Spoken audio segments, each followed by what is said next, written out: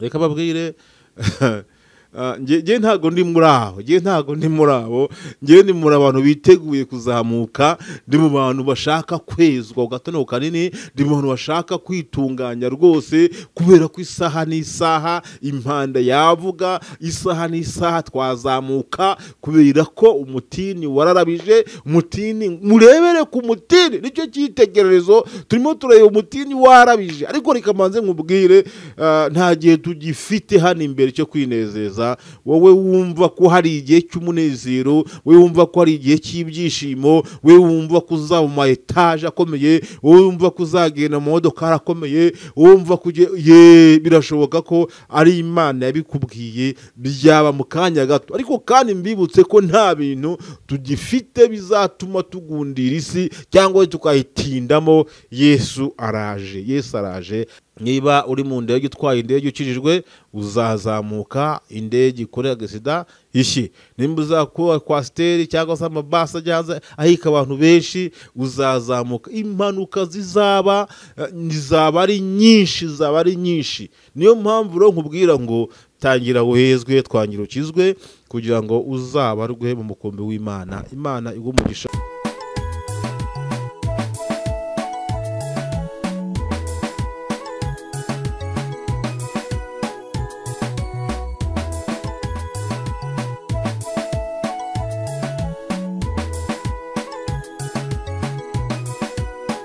Bakunzi ba Shomo TV 295, tubashuje mu izina rya Yesu Kristo, kandi tubifurije amahoro y'Imana, tubifurije gukomera mu mwami, kandi tubifurije kuba amahoro, kuko muri minsi ntago byoroshye. Ariko kandi dukwiriye gusenga kugira ngo Uwiteka Imana akomeze kubana natwe muri byose mu izina rya Yesu Kristo. Ntabwo mbizi ukuntu merewe, ngiye nshobora kuba merewe nabi ariko womerewe neza, ngiye nshobora kuba ndi kuririmba ariko uri kurira, ngiye nshobora kuba ndi kurira ariko wowe uri kuririmba. Ariko kandi kategori wawe urimo yose, ndashaka kubwira ngo komeza usenge kandi ugume ku Mana yawe. Yesu ari bugufi. Nizo ndamukanyo, niryo jambo rikomeye nimo ndabwira abantu ko Yesu ari bugufi. Imana niduhane umugisha. Nge muri kumva Theoneste Ntirenganya, umukunzi wanyu bakunda mu izina rya Yesu Kristo. Nongeye kugaruka rero kugira ngo tugane ijambo ry'Imana. Ariko kandi nkwibutsa gukora subscribe wowe umbonye ari bwo bwa mbere, ne gukora share ku nshuti zawe, kugira ngo dufatikanye gusenga Imana, dufatikanye kumva ijambo ry'Imana, kubera ko abiki bakeneye ijambo ry'Imana. Imana ibaho umugisha. Urumva we mu mwuka imeze gute, urumva mu mubiri imeze gute, ariko kandi komera kandi ushikame. Yesu ari bugufi kuza. Badukurikiye bari mu majyepfo, mu burasirazuba, burengerazuba, amajyaruguru, mu gihugu cy'u Rwanda turashuhuje, twambuka n'imipaka tukagera muri Afrika, tugakuba tukagera muri Aziya, tukagera i Burayi, tukagera muri Amerika, mu bihugu byose bigize isi. Mwese turabizi neza ko harimo abumva ururimi rw'Ikinyarwanda, cyane cyane Abanyarwanda, Abarundi, hirya no hino barahari, abadiaspora. Mwese Imana nibaho umugisha. Ariko kandi hari n'abandi basobanurirwa na bagenzi babo, bafite kuntu basobanurira abandi. Mwese Imana ibaho umugisha. Nimukomere kandi mushikame. Imana ibari namwe. Ndashaka ko uyu munsi tuganira ijambo ry'Imana, kandi numva umwuka w'Imana yashyize ku mutima. Ariko kandi nibigendanye n'ibivugwa hirya no hino n'ibihe tugezemo, kandi ndabizi neza ko amakuru ari menshi. Ariko wowe muri ayo makuru ufite makuru ki, cyangwa se uri kubyumva ukabyifatamo gute? Uri murabihindura ko ari bisanzwe, uri murahindura ko ari bya social media? Ariko kandi Uwiteka Imana abaye naye kugira ngo ushe kugenda agusobanurira byinshi birenze ku byo waruzi. Reka dusome ijambo ry'Imana, ariko kandi reka dusenga Imana kugira ngo twinjire mu ijambo ry'Imana tubanje gusenga. Data mu izina rya Yesu Kristo, wowe ukomeye cyane, turabanirana ku butoni. Ijambo ryawe mu mahanga yose ukubaha uramwemera, kandi ukamwemeza n'abantu. Turagushimira rero, kandi nubwo abantu batatwemera, ariko igikuru kwemezwa n'Imana. Imana ikatwemera ko turi abana bayo. Ndagushimiye rero, muhaye akanya kugira ngo nganire n'abantu bawe ijambo ry'Imana. Ndakwinginze cyane kugira ngo uzumfashe. Ngewe ndi umuswa, ntacyo nzi. Naba Dawidi umwe ni ukuvuga ngo twe ntacyo tuvuze imbere yawe, ariko iyo twavuze ijambo ryawe dushobozwa nawe. Urakoze rero, reka abantu banteze amatwi bumve icyo ushaka kubabwira, mu izina rya Yesu Kristo, amen amen. Imana ibaho umugisha. Reka twinjire mu ijambo ry'Imana. Imana impaye ko tuganire muri aka kanya. Dusome ijambo ry'Imana dusanga hano mu buhanuzi cyangwa se mu gitabo cya Daniyeli, niho numashaka kutuganira. Nubwo twajya tuganira n'ahandi, ariko kandi reka dusome hano muri Daniyeli, mu gitabo cya Daniyeli ibice bya 12 nero ku murongo waho wa 8 ngeze ko wa 10. Ndumva ariho ndakomeza nsoze ariko kamere ku murongo wa 8 bango ndabyumva ariko sinabimenya, mpera ko ndabaza nti databuja ikizaheruka ibindi muri ibyo ni ikihe? Aransubiza ati igendere Daniyeli, kuko ayo magambo ahishwe kandi yafatanishijwe ikimenyetso kugeza igihe cy'imperuka. Benshi bazatunganywa, bazezwa, bazacishwa mu ruganda, ariko ababi bazakomeza gukora ibibi, kandi nta n'umwe muri bo uzayamenya, ariko abanyabwenge bazayamenya.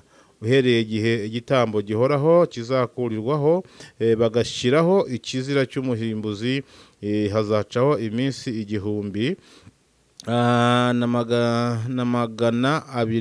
290.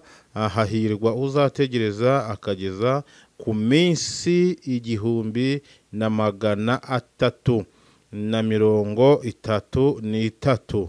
Nuko igendere utegereze imperuka, kuko uzaruhuka kandi ukazahagarara umugabane wawe iyo minsi nishira. Imana ishimwe.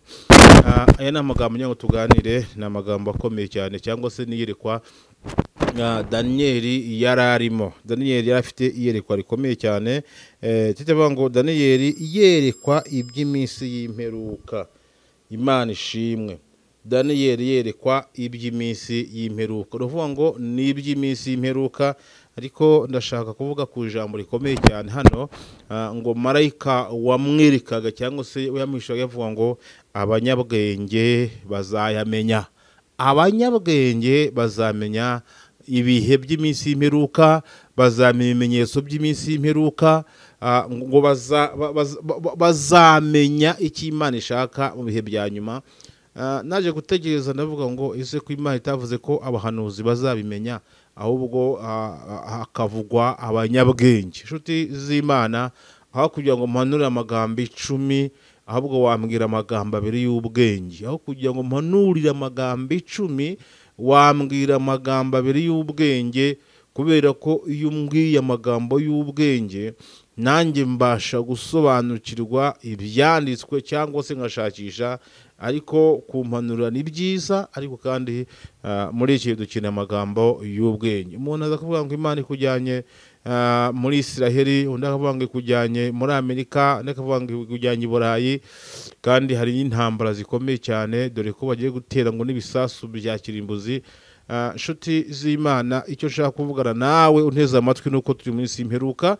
Icyo nicyo ugomba kumenya kiruta ibindi byose waba uzi. Niki rero ukeneye, n'icyo ushaka, n'iki kigukwiriye? Ukeneye amagambo y'ubwenge. Hari ibintu turimo turumva ku mashosho media, tukavuga ngo ni ibisanzwe. Social media zirabeshya, yego zirabeshya, harabeshya. Social media zikorerwa ibintu bitandukanye, ariko ndakwinginze kugira ngo nujya kuri social media ujye ushaka amagambo y'ubwenge, kuko hari ibivugwa n'abanyabwenge utasanga mu kiliziya, utasanga mu rusengero, ariko hari amagambo y'ubwenge arimo aravugwa. Nawe wasoma Bibiliya wayahuza n'ibyo bavuga, asanga nibyo. Ahasigaye hakwiriye amasengesho no gukora ubundi bushakashatsi bwimbitse kugira ngo tumenye aho isi igeze. Yesu yaravuze ngo baramubajije bati ikimenyetso cy'imperuka no kugaruka kwawe ni ikihe? Arangije avuga ngo murebere ku mutini. Yaravuze ngo murebere ku mutini. Mbibutse ko umutini yavugaga ni Israeli. Iyo turebye muri iki gihe kuri uwo mutini, dukurikirana ibivugwa, harimo haravugwa amagambo menshi, ariko kandi nari ngendere ku ijambo rivuga ngo abanyabwenge bazayamenya cyangwa se bazamenya ibihe Yesu avuka. Twibukiranye ko Yesu mu ivuka rye ngo abanyabwenge nibo bakiriye inkuru bwa mbere yuko Yesu yavutse, ngo bajyana ihumura neza, bajyana amashako, bajyana amaturo, bajya gutura umwami Imana. Ni abanyabwenge babimenye. Mbibutse ko atari abahanuzi, nubwo abahanuzi ntabarwanya, ariko ntabwo ari abahanuzi bahishuriwe. Aka kantu mukumve, reka nkasubiremo. Yesu avukira i Betelehemu, bakamuryamisha nubwo byari byaranditswe, byari byaranahanuwe rwose, ariko ntabwo abahanuzi aribo babimenye mbere, ahubwo byamenywe n'abanyabwenge. Iki kintu ndashaka mugitekerezeho. Abahanuzi bahanuye kuvuka kwe, abahanuzi bahanuye aho azavukira, abahanuzi barahanura, abanyabwenge barandika, ariko kandi Yesu avuka ntago wahanuza we wabimenye bwa mbere ngo bashe kujyana ibihumura neza, ahubwo abanyabwenge nibo babimenye, bajyana ibihumura neza, bajyana amaturo, bajya gutura umwami Imana. Mbibutse ko dukeneye abanyabwenge muri iki gihe. Imana ishimwe. Kandi mbibutse ko abanyabwenge ngo ni nabo bazamenya iminsi y'imperuka, nibo bazamenya aho ibihe bigeze. Iyo turebye mu kubara ibice 19 uhera ku murongo wa mbere, havuga iby'inka yatambwaga, kandi mbibutse ko Yesu ari we gitambo gihoraho. Imana ishimwe. Biri kuvugwa ko izo nka zabonetse mu Isiraheli, ngo barimo barashaka gutamba. Reka mbirike iby'iki gihe aho bigeze. Dushobora kumva ibintu twebwe tukabigira nayo, tukumva ibintu tukagira ngo nibisanzwe, ariko kandi Yesu no mukuza kwe ngo abantu bazabarongora, abandi barongorwa, ibirori bikorwa, imirimo ikorwa. Ntabwo Yesu azaza abantu barabuze akazi, ntabwo Yesu azaza abantu ari abashomeri barabuze ibyo bakora ngo bategeze Yesu, ahubwo Yesu azaza activity zose zigikorwa nk'uko zigomba gukorwa. Imana nitubwiye neza. Ariko kandi ngo abanyabwenge nibo bazamenya iby'iminsi y'imperuka. Wowe nteze amatwi ukunda gukurikira amashusho media, va mu by'abahanuzi nubwo nabyo ari ngombwa, ariko kurikirana amagambo y'abanyabwenge. Ni icyo abanyabwenge bari kuvuga muri iyi minsi. Bibiliya irimo iragaragaza iki? Mu gihe cya ba Pawulo, ngo iyo bavugaga ubutumwa bwiza bakabwiriza abantu, ngo naho ngo bajyaga mu byanditswe ngo bagacukumbura, ngo kugira ngo barebe ko ibyo babwiwe ari iby'ukuri. Niwumva ijambo ry'Imana ryigishijwe n'umunyabwenge, ukumva uwo muntu arimo arakomata kubiriho cyangwa se kubizaba ashingiye ku ijambo ry'Imana, nawe kora ubushakashatsi urebe ko ibyo avuga ari ukuri. Numara kumva ko ari byo kuri, ugerageze uri kuntu wakwigenza. Nimba hari ibyo ugomba gukosora ubikosore, nimba hari ibyo ugomba gukomeza ubikomeze, kuko uwo ni wo mugabane wawe Imana igushakaho. Imana ishimwe. Tugeze mu gihe cy'ubwenge, ntabwo turi mu gihe cy'ubuhanuzi, ahubwo turi mu gihe cy'ubwenge. Imana ishimwe. Twigarukire ku bivugwa ku bigendanye na Isiraheli. Isiraheli murabizi ko harimo intambara iri kurwana. Murabizi ibya Isiraheli mujya mubikurikirana, kuko iziriya ntambara zose za Isiraheli, yaba ziriya za Hamasi, yaba ziriya z'Abarusiya, ziriya zose hano muri ijambo ry'Imana zirimo, kandi birimo biravugwa. Abazi ubwenge cyangwa se abanyabwenge, hari Imana yahishuriye ndetse baraniga, bagenda bahuza ibyo bavuga n'ibiriho hamwe na kumva nibyo. Kandi ntabwo nshaka kwihuza, ntabwo nagize amahirwe kwiga cyane ngo mbashe kumenya, ariko hari abanyabwenge hano hanze. Ariko kandi Imana nawe kugiye neza, yatubwiye ngo abanyabwenge bazamenya iby'iminsi y'imperuka. Imana ishimwe. Ushobora kumva nawe bavuga iby'urusengero cyangwa se iby'ingoro igomba kubakwa, muzi ko yashenywe, ariko kandi ngo ugiye kubakwa n'ingoro ya gatatu. Murabizi ko ikeneye inka yo kutambwa kubagwa kugira ngo amaraso yayo yeze iyo ngoro imaje kuzura. Murabizi neza ko hari inka yagenewe uwo murimo bwite, kandi muzi ko iyo nka biri kuvuga ko inka zabonetse.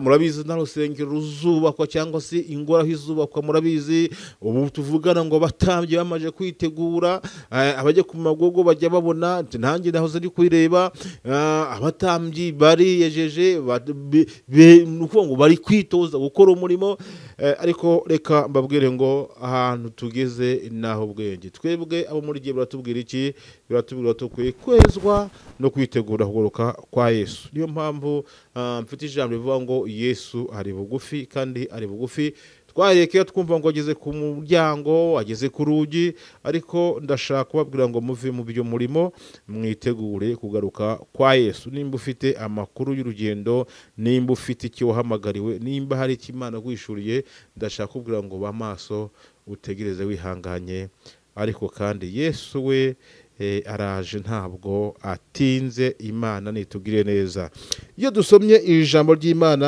hano nahoze mbabwira ngo mu kubara ibice 19 ku murongo wa 2 hatubwira ikiyo nka yakoraga n'uburyo kiyatoranywaga n'uburyo kiyatambwaga n'icyo amaraso yakoraga ndetse n'uruhu rwayo n'inyama n'amayezi hakatubwira icyo byakoraga jye mu ijambo ry'Imana usome ntabwo mfite umwe yo gusomera ariko kandi nawe ufite uburenganzira bwo gusoma uko biri ifite iwawe wakayisomye ukumva iki ijambo ry'Imana rikubwira wowe wumva ufite isezerano ryo kuzajya mu ijuru Imana ishimwe komeza usome rero harakubwira iby'iyo nka kandi mbibutse ko iyo nka yashushanyaga Kristo uko Kristo niwe gitambo gihoraho gikuraho ibyaha mbibutse ko amaraso niyatwezaho ibyaha kandi ni umutambyi ni n'igitambo Imana ishimwe ibyo bintu ugomba kumenya ko Yesu yaje gusimbura iyo nka icyo ni icyambere ni igitambo gihoraho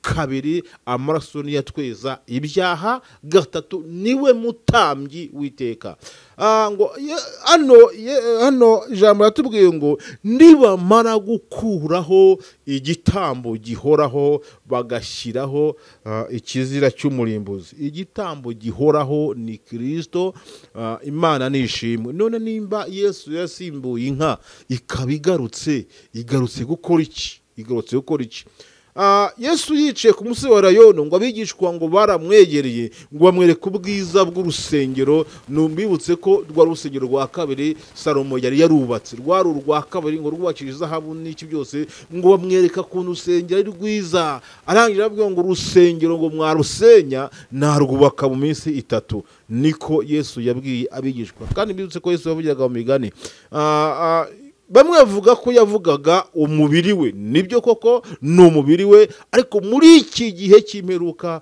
bishatse kutubwira iki ushatse kutubwira ko mu minsi 3 iyo bavuze ko ibikoresho by'izubaka urwo rusengero bihari kandi ntabwo mbibutse ko ntabwo bazarwubaka iminsi irenze 3 ntibishoboka bagomba kurwubaka mu minsi 3 niko byanditswe Imana itubwiye neza ruzubakwa ryari ruzubakwa hehe ibyo sibyo ngiye kujyamo aho ruzubakwa harahari amateka tubwira ko aho hantu hanateguwe ndetse n'abatambyi bahari ni byinshi ariko ndashaka kubwira ngo ntabwo rero bazatamba iyo nka amaraso ngo yeze ingoro abatambyi bakora umurimo y'itoro ry'Imana rikiri mu isi nanjye nje kubishimangira ntabwo ibyo bizaba itorero rikiri mu isi kubera ko nta maraso ashobora gusimbura aya Kristo icyo ni icyambere icya kabiri nta batambyi bashobora gusimbura Kristo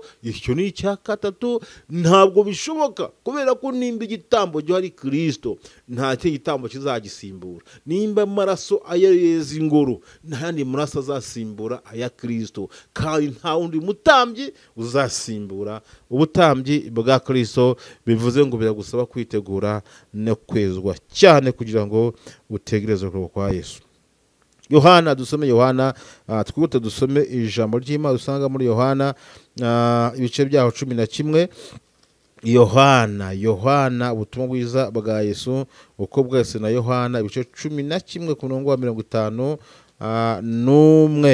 11 umurongo waho wa 51 twumve icyo ijambo ry'Imana ritubwira.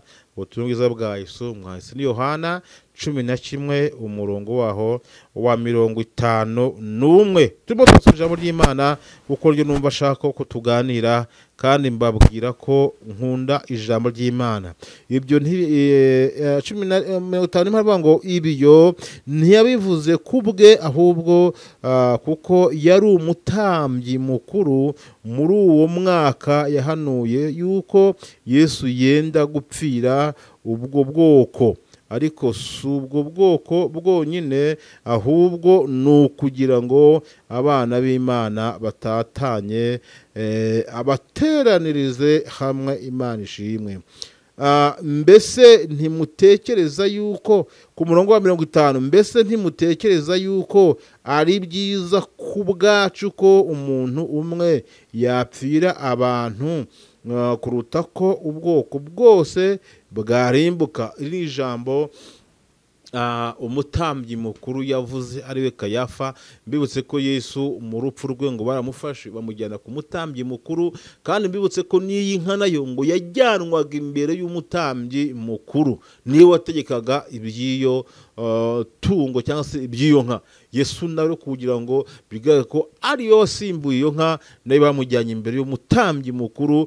Noneho ngo umutambyi mukuru aravuga ngo mbese ntibikwiriye ko umuntu umwe yapfira ubwoko bwose kuruta ko ubwoko bwose bwarimbuka? Bivuze ngo Yesu yagombaga kuba igitambo Imana nitubwire neza, niko ijambo ry'Imana ritubwira. Bakunzi bankurikiye, ndashaka kumenyesha ko ibihe turimo biragaragaza ko Yesu ari bugufi. Ubyumve, ubyemere, ubigire ibya social media, ubigire ibisanzwe, ariko nkuzana ijambo rikubwira ngo itegure kugaruka kwa Yesu Kristo. Imana ishimwe. Reka dukomere dusome twumve icyo ijambo ry'Imana ritubwira ahangaha mu Bakorinto ba kabiri bice byaho 5 umurongo wa 21. Abakorinto ba kabiri ibice byaho 5 ku murongo waho wa 21. Twumve icyo hatubwira. Hari amagambo avuga ngo 21. Hari ijambo rivuga ngo ngo kuko utigeze kumenya icyaha, Imana yamuhinduye kuba icyaha ku bwacu, kugira ngo muri we duhinduke gukiranuka kw'Imana. Utigeze gukora icyaha cyangwa se kumenya icyaha, Imana yamuhinduye icyaha ku bwacu. Imana nishimwe. Mbibutse ko Yesu yahindutse icyaha kubera ko byari byazi ko havumwe umuntu umanitswe ku giti. Yesu yahindutse ikivume kubera ko yagiye ku giti, ariko kandi kwari kugira ngo twebwe abo bwoko tuvumurwe duhinduke abantu bazima. Imana nitubwire. Iyo dusomye ijambo ry'Imana ritubwira kuntu abakobwa 10 ngo tubunamo abari abanyabwenge, tukabunamo n'abakobwa b'abapfu. Reka mbabwire inshuti z'Imana, tugomba kumenya ijambo ry'Imana, abakobwa b'abapfu n'abakobwa b'abanyabwenge. Ndagukangura kuba umunyabwenge muri iki gihe, ushobora kumenya. Iyo dusomye ijambo ryitubwira ngo Abayisakari ngo nibo bari abanyabwenge, ngo bazi kumenya iby'ibihe. Imana ishimwe. Ubwoko bwa Isakari bari bafite gukontorora iby'ibihe. Nahoze babwira ngo aho kugira ngo mubwire amagambo 10 y'ubuhanuzi, wambwira amagambo 2 y'ubwenge. Ntabwo mbizi ukuntu byumva. Yesu avuka, abanyabwenge nibo bahishuwe ko Yesu yavutse. Imana itugire neza. Nibo babimenye mbere yuko Yesu yavutse, bamenye naho azavukira. Imana nihimbazwe. Kandi biratubwiye ngo abanyabwenge bazamenya iby'iminsi y'imperuka. Ndakwinginze wowe nteze amatwi, senga Imana ikuzuza ubwenge. Senga Imana ikuzuza ubwenge kugira ngo ubashe kugenzura ibihe by'imperuka. Imana igumugira.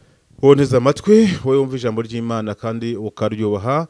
Ndashaka kubwira ngo reka ibibi, kora ibyiza.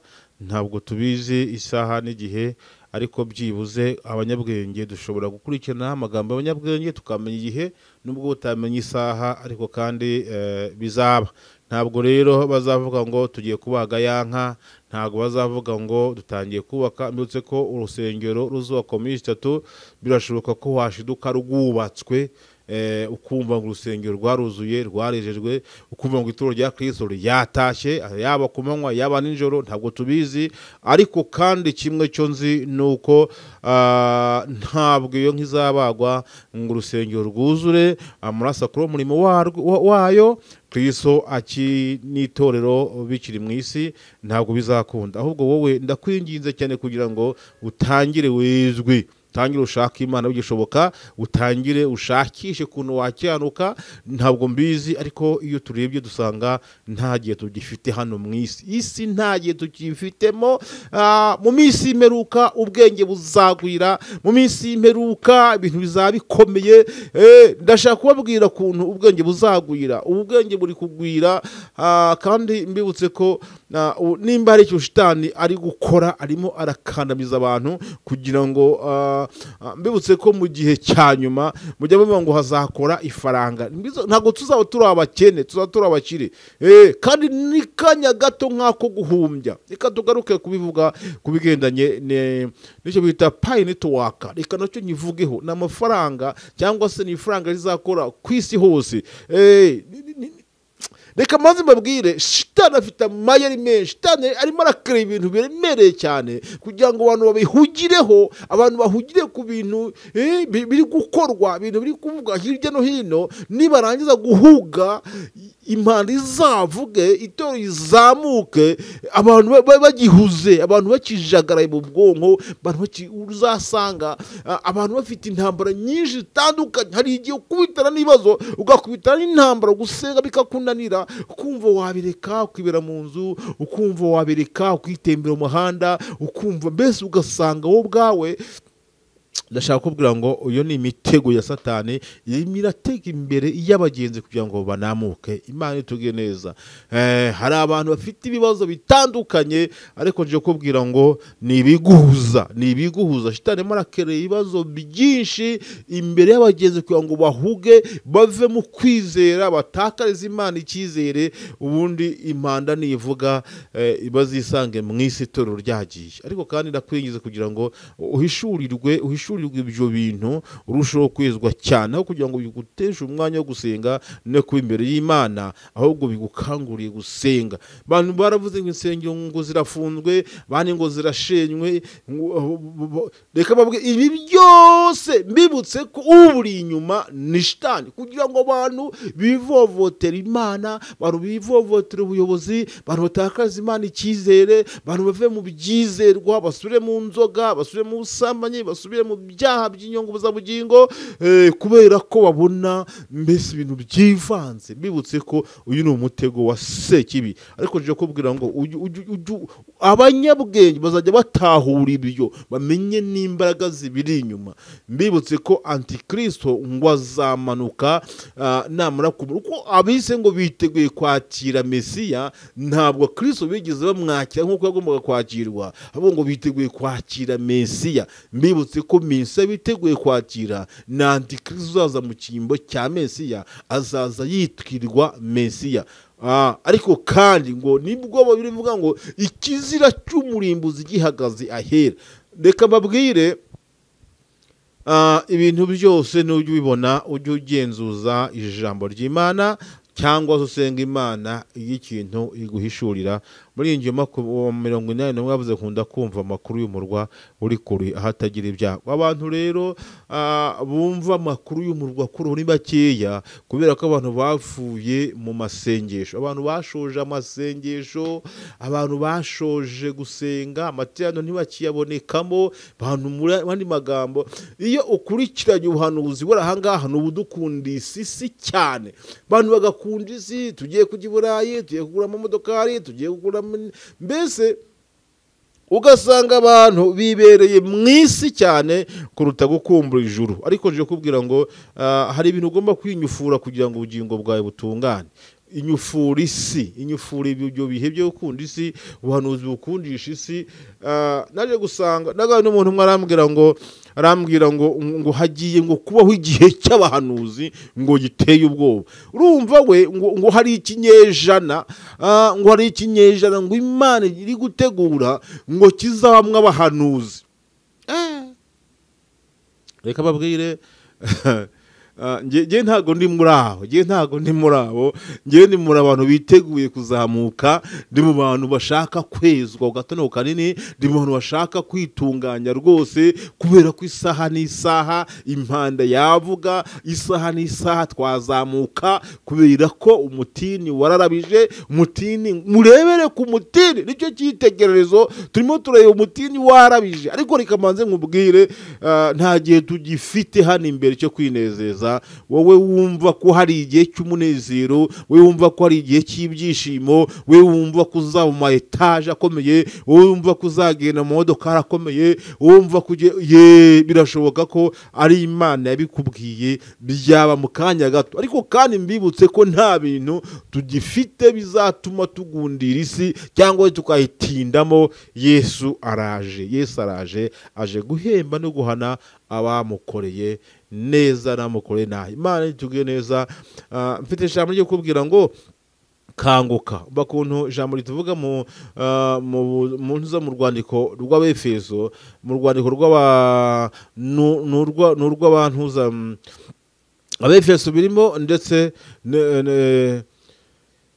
ngo usinziriye we kanguka uzuke, Kristo abone uko akumurikira.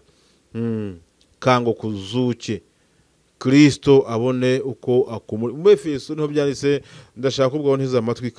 Kanguka uzuke, kanguka ube maso, kanguka urebe ibivugwa, kanguka urebe ibikorwa, urebe na situation uhagazemo, nurangiza ukompore n'iki Imana ivuga. Ibihe tukandagiyemo n'ibyo kwezwa, n'ibyo kwitunganya, n'ibyo kuba maso. Mbibutse ko kuva kera tumaze imyaka irenga ibihumbi hafi 6, turimo 6,000. Mbibutse ko buri mu 2,000 hari icyakorwaga, ariko biriye kuvuga ngo iyo minsi batagabanyijweho ntayaga kuzarokoka n'umwe. Ariko kubw'intore zitakira Imana iyo minsi igiragabanyijwe. Imana ishimwe rero.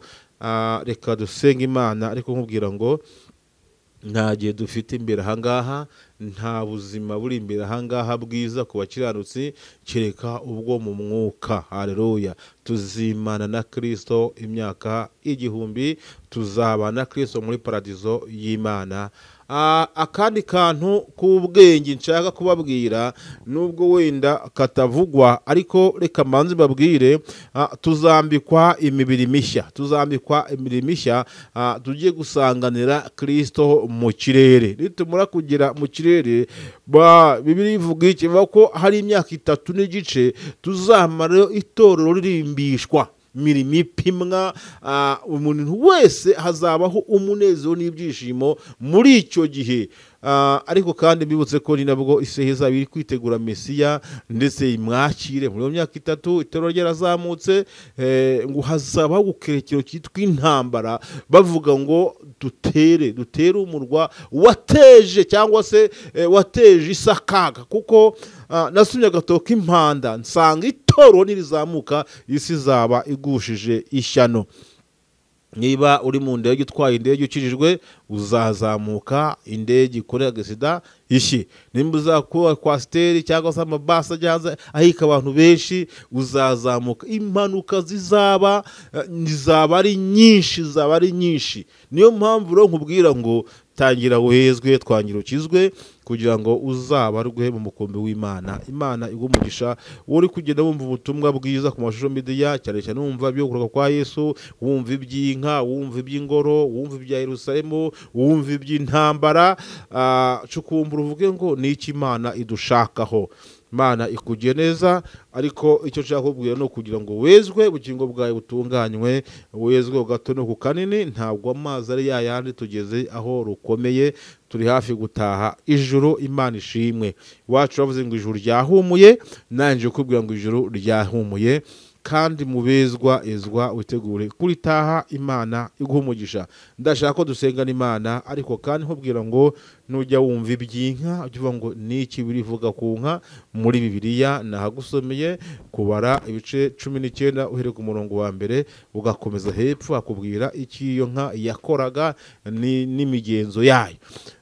Iyo dusomye usanga Yesu Kristo niwe wasimbuye iyo nka. None iyo nka yongeye kugaruka, kandi n'abatambyi bongeye kugaruka, kandi Kristo niwe mutambyi akaba n'igitambo gihoraho. None kuki nkigarutse n'abatambyi bakagaruka bagiye kongera gusimbura Kristo? Kristo ntabwo azasimburwa. Itorero kiri mu isi, icyo ugomba kukimenya kandi ukakizirikana. Kandi mbibutse ko ibivugwa byose biba bifite impamvu zabyo. Iyo nka rero iyo yabaga ikiri nzima, yabaga ari inka nyine ishinzwe kweza, ishinzwe kuba igitambo. Ariko iyo yamaraga gupfa, urupfu rwayo rwakizaga abantu. Bibutse ko ngo ivu n'amazi byavaga aho ngaho, ngo hari icyo ngo hari umurimo byakoraga, ngo byaneshaga urupfu, bikanesha ibintu byinshi cyane. Muzabisome muzabyumva. Ariko kandi none kuki byongeye kugaruka muri kinyejana cyacu? Imana ikugiye neza. Ongera usome ijambo ry'Imana. Kunda gusoma ijambo ry'Imana. Nawe warwe mu mubare w'abanyabwenge, cyangwa se umuntu wigishijwe n'abanyabwenge. Gerimo ndabyumva nkumva umusatsi unyoseseho, ariko kandi nkongera nkishimira ko tugiye gutaha ijuru, cyangwa se tugiye kugera mu byo twateguriwe. Birivuga iki? Bivuga ngo tuzaba abami n'abatambyi muri ubwo bwami. Petero yabajije Yesu avuga ngo twebwe abakurikiye tuzahembwa iki? Aravuga ngo muzakwishuzira kumukiri mu isi, ngo kandi muzahabwa n'ubugingo buhoraho. Yesu aravuga ngo muzicara ku ntebe 12 mucire imiryango y'Abisiraheli imanza. Tuzaba n'abacamanza, tuzaba abacamanza. Imana nitubwire neza. Nimba hari ikintu nkunda kugaruka kwa Yesu, nkunda iriya myaka 1000 bizabikorerwaho. Ni ibintu bikomeye cyane. Imana ibaho umugisha. Kandi usenga Imana, ariko kandi nkwibwira ngo bamaso usenga Imana, urushaho gusoma ijambo ry'Imana, kandi wumve n'amagambo y'abanyabwenge, kubera ko abanyabwenge nibo bazamenya iminsi y'imperuka. Ikindi kandi nibo bamenye ko Yesu yavutse, nibo bazi kugenzura iby'ibihe, bakamenya iby'inyenyeri, bakamenya iby'intambara, bakamenya. Ndakwinginze nawe ujye ukurikira amagambo y'abanyabwenge. Abakubwira ngo ni shusho mide niko yabaye, oya. Ejo bundi naganiriye n'inshuti yanjye iri mu Isiraheli, nyibaza amakuru y'inshira kinyoma. Nushaka kumenya amagambo twaganiriye, waca mu gikari ukayambaza, nagusobanurira. Mfite inshuti zanjye 2 zibayo. Imwe nayiganirije ku cyo giti, hari ibyo yambwiye. Indi nonyiganiriza ku cyo giti, hari ibyo yambwiye. Niyo mpamvu nkubwira ngo ibyo uzajya wumva, ibyo uzajya ubwirwa, ujye ukora ubushakashatsi umenye ngo niki Bibiliya iri kubisobanurwa. Naramubajije ambwira, aransobanurira kurusha uko nabyumva kuri social media. Ujye ukunda gusobanuza, kandi Imana izajye kugirira neza. Hari ibyo yambwiye nanjye mbitse ku mutima. Nawe hari ibyo nkubwiye bike ku mutima, hari ibyo n'abandi bakubwiye bike ku mutima. Ikigeze kuri ibyo usenga Imana, nawe igira ibyo iguhishurira. Imana iguha umugisha mu izina rya Yesu. Ndashaka ko dusenga Imana. Wowe wanteze amatwi, wowe wanyumvishije, birashoboka ko nta kintu wakuramo, ariko wasenga Imana ukagira ikintu ukuramo. Birashoboka ko nta kintu wakumva, yewe ntunabyiteho, ariko umurimo wanjye ni wo kukubwira. Kumva n'ibyawe, kuvuga n'ibyanjye. Hahirwa bumva kandi bakumvira. Imana ishimwe. Ntabwo nifuza ko inshuti zanjye zazasigara mu isi, ahubwo nifuza ko twazajyana mu ijuru. Imana ishimwe. Ntuzaze kutumvishije, ahubwo uzazire kumvisha ukanga kumvira. Kandi byaba byiza nuko wakumvira ukazavuga ngo Mana nanjye narumviye. Tusenga Imana mu izina rya Yesu Kristo, ariko mubwira ngo rushaho kwitegura kugaruka ku mwami wacu Yesu Kristo, kuko araje vuba, ntabwo azatinda. Mana mu izina rya Yesu tugushimiye, nshimiye kubw'ijambo ryawe twumvishije, washimye ko turivuga gutya kuko nibwo bumenyi dufite, ariko kandi uri Imana data wa twese ushobora kuryumvikanisha ku bantu kuruta uko turivuze mu izina rya Yesu. Turasiye tuvuga ngo abantu bumvishije ijambo urusheho kubakangurira gusoma ijambo ryawe no gukurikirana amagambo y'abanyabwenge kuruta y'abahanuzi, ahubwo bakurikirana amagambo y'abanyabwenge, ahari wenda barushaho kwezwa no gutungana bakazahabwa ubugingo buhoraho. Turagushimiye ku gusenga kwacu kwaguje kubana natwe byose mu izina rya Yesu Kristo Nazareti. Amena amena. Imana ibo mugisha. Telefone zanjye ziri kuri screen yawe, wampamagara, wanganiriza, wanyandikira, wajya muri comment uko wabigeza kose, ariko ushatse kumenya andi makuru arenze kuraya ndeko yo wumva cyane cyane nkayo mbabwiye ngo naganiriye n'abariyo hari ibyo bambwiye, nanjye nabigufashija ukarushaho kwitunganya mu izina rya Yesu Kristo Nazareti. Amen. Shalom. Imana ibane namwe.